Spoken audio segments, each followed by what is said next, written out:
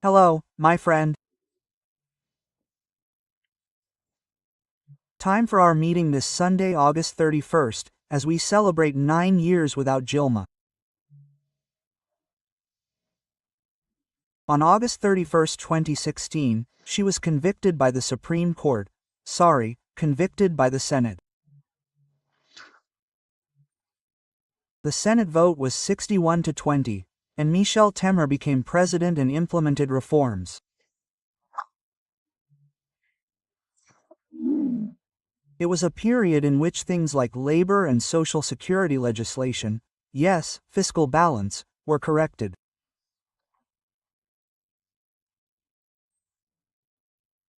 Dilma was convicted by decrees totaling $92 billion, creating credits without congressional approval. That's what a Congress of the People's Representatives is for, right? That's how it worked, right? On December 2nd of the previous year, the entire process lasted 273 days.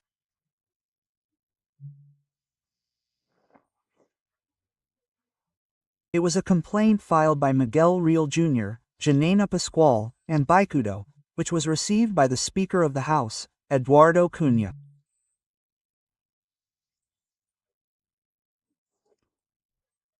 Then the chamber voted on April 11th, authorizing the process by 367 votes to 137, then it went to the Senate and had to go through committees, right? There were many votes. Well, on August 9th, by 59-21, they decided the final judgment. She had already been suspended since May 12th, temporarily suspended, right? She was permanently suspended on August 31st. Interestingly, the trial pretended not to know how to read the Constitution. The sole paragraph of Article 52 of the Constitution states that a president who is convicted is disqualified from office for 8 years, but that's not the case. They violated the Constitution. This was a session presided over by the then Chief Justice of the Supreme Court, Ricardo Lewandowski, and by, a fellow president, right, a co-president, Renan Calheiros.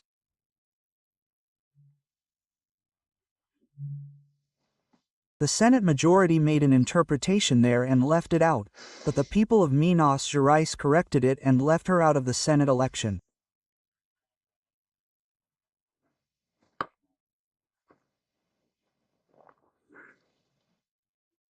Pacheco ended up being elected, and we lost Luis Fernando Verissimo, a character creator, a columnist with a great sense of humor, a writer, a comic strip artist, a sax player, a jazz enthusiast, and the son of Enrico Verissimo.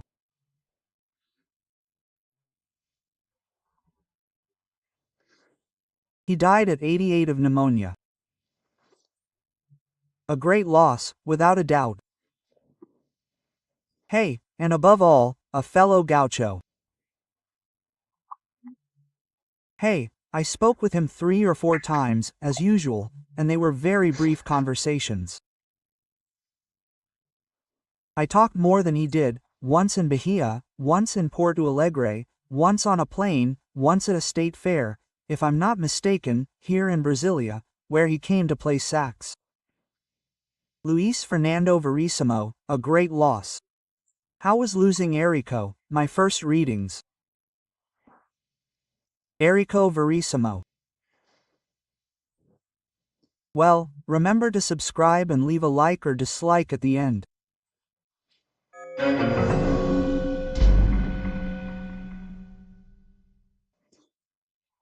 Well, to begin with, I can't help but mention the amount of people who were at the Manega Rincha Stadium on Saturday for an event. The event with Carmelite Friar Gilson lasted almost 20 hours, an event called Desperta Brasil.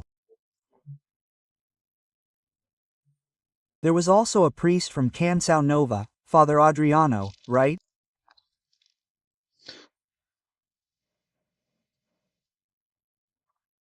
Yeah, Catholic songs, Catholic preaching, Christian preaching, preaching from our Western Judeo-Christian culture.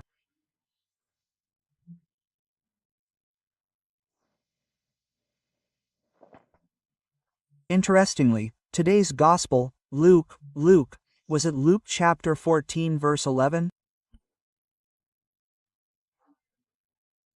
Whoever exalts themselves will be humbled, and whoever humbles themselves will be exalted. Why am I highlighting this 141?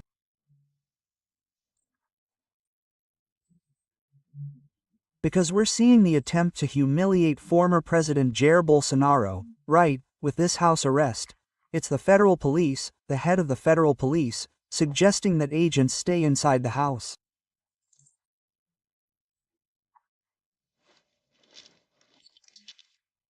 Sorry, maybe he forgot the Constitution.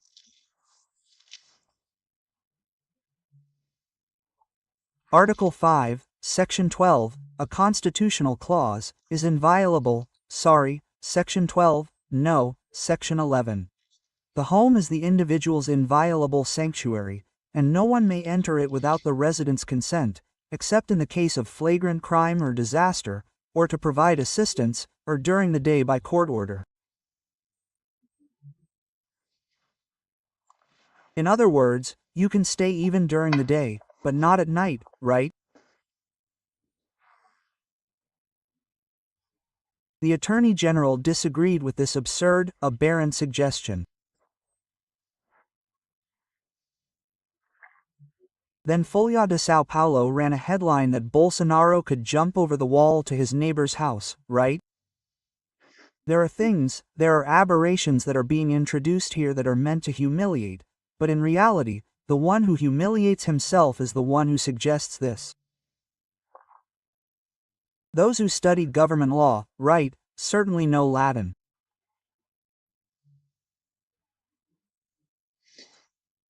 So I'll remind you of a refrain from Roman theater, ridendo castigat, because this is laughable.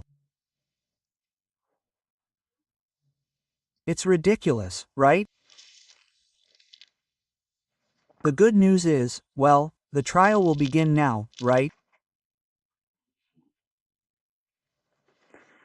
Day 2. This trial reminds me of some auctions out there where we always know the outcome, right?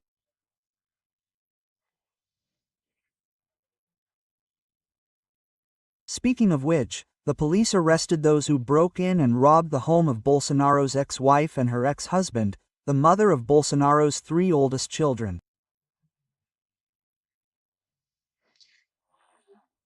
Well, they were identified by the clothes they took, the cell phones they took, right?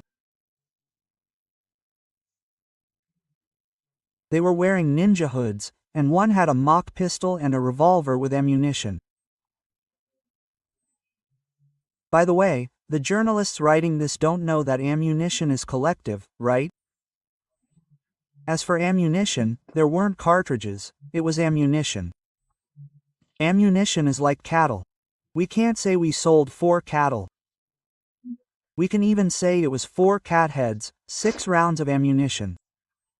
But okay, let's go, right? Just now, they caught a former Formula 1 driver in São Paulo. He now works selling cars. He was driving a Lamborghini that was on display for sale, but it had no license plate.